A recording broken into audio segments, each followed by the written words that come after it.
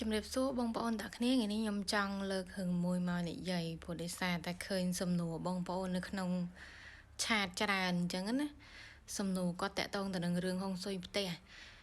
សំណួរដំបូងដែលគាត់សួរគឺគាត់សួរថាតើការរៀបហុងស៊ុយផ្ទះបែបវិទ្យាសាស្ត្រហុងស៊ុយបែបវិទ្យាសាស្ត្រហ្នឹងត្រូវតម្រូវឲ្យត្រូវទៅវាយចោលមែនដូចជាខុសបន្ទប់ទឹកខុសប្អួយខុសទ្វារខុសចក្រានបាយឬមួយក៏ខុសអីផ្សេងទៀតនៅក្នុងលក្ខខណ្ឌផ្ទះគាត់បែបនេះបែបនោះអញ្ចឹងណាតើត្រូវតម្រូវឲ្យត្រូវតែវាយចោលរុះរើធ្វើថ្មីឬមួយក៏យ៉ាងម៉េចដែរនិយាយទៅសំណួរនេះគឺគ្រាន់តែឮគឺ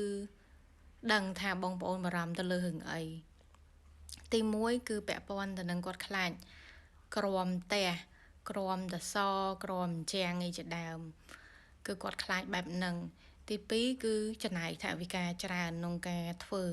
អញ្ចឹងគឺគាត់មានការបារម្ភមុនឯថាតើគ្រូចិនសាដែលទៅរៀបតើគាត់តម្រូវឲ្យយើងត្រូវទៅវាយចោលឬមួយក៏យ៉ាងម៉េចហើយបើសិនតម្រូវឲ្យគាត់វាយចោលគឺគាត់ព្រួយបារម្ភមុនហើយគាត់មានថវិកាគ្រប់គ្រាន់ក្នុងការធ្វើឬមួយក៏គាត់ខ្លាចបារម្ភខ្លាចខូចផ្ទះគាត់អីចឹងទៅ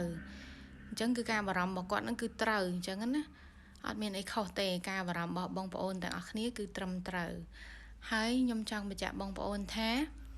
តាមក្បួនហុងស៊ុយបែបវិទ្យាសាស្ត្រគឺអត់តម្រូវឲ្យបងប្អូនត្រូវតែរុះរើវាយផ្ទះ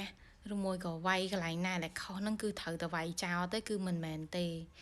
គឺក្បួនហុងស៊ុយបែបវិទ្យាសាស្ត្រគឺមានវិធីក្នុងការកែប្រែកែទៅតាមក្បួនបានត្រឹមត្រូវអញ្ចឹងណាគឺអត់តម្រូវឲ្យបងត្រូវទៅវាយចោលទេគឺកែទៅតាមក្បួនហុងស៊ុយពិតប្រាកដបងប្អូនកែទៅគឺបានផលដូចគ្នាហើយអត់ចាំបាច់ត្រូវចំណាយថវិកាច្រើនព្រួយបារម្ភក្នុងការត្រូវទៅរុះរើធ្វើថ្មីឬមួយក៏ខូចផ្ទះបងប្អូនទាំងគ្នាទេគឺអត់បារម្ភទេគឺចង់មកបញ្ជាក់អញ្ចឹងអត់តម្រូវបងប្អូនវាយចោលទេគឺយើងមានក្បួនកែត្រឹមត្រូវរបស់យើងអត់ចាំបាច់ត្រូវទៅថាតទៅវាយចោលបានល្អមិនវាយចោលគឺមិនល្អគឺយើងមានក្បួនកែតែអញ្ចឹងអត់អីទេបងប្អូនឈប់អារម្មណ៍ទៀតទៅអញ្ចឹងណាហើយមួយទៀតតកតងទៅនឹងរឿងការចាប់លៀបចំពោះខែ5ចិត្តដល់ហើយណាបងប្អូនទាំងគ្នាអញ្ចឹងសម្រាប់បងប្អូនដែលគាត់ចង់បំផ្ទុះលៀបធំប្រចាំឆ្នាំសម្រាប់ខែ5ចិត្តមកដល់នេះបងប្អូនអាចឆាតប្រឹក្សាមកខ្ញុំបានហើយមួយទៀតបងប្អូនដែលអត់ទាន់រៀបហុងស៊ុយផ្ទះបងប្អូនអាចឆាតមកប្រឹក្សាបានព្រោះយើងចិត្តដល់ពេលវេលាដាក់បំផ្ទុះលៀបធំហីអញ្ចឹងបងប្អូនរៀបហុងស៊ុយផ្ទះហើយបងប្អូនដាក់បំផ្ទុះលៀបធំទៅគឺហេងខ្លាំងអញ្ចឹងណាសម្រាប់បងប្អូនដែលចង់បានលៀបធំធំមានគោលបំណងចង់លក់របស់អីមួយដែលយើងលក់អត់ចាញ់អីចឹងណាដាក់ផ្ទុះលៀបទៅយើងមានឱកាសក្នុងការលក់ចាញ់ក្នុងការបានលៀបធំធំអញ្ចឹងមួយទៀតរឿងមួយទៀតគឺបងប្អូនដែលបាន share 5ថ្ងៃជាប់គ្នាសូមបងប្អូន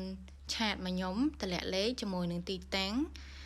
ថាបងប្អូនបាន share គ្រប់5ថ្ងៃជាប់គ្នាហើយអញ្ចឹងខ្ញុំនឹងផ្ញើកាដូជូនបងប្អូនទាំងគ្នាបើសិនជាបងប្អូនអត់ឆាតមកទេ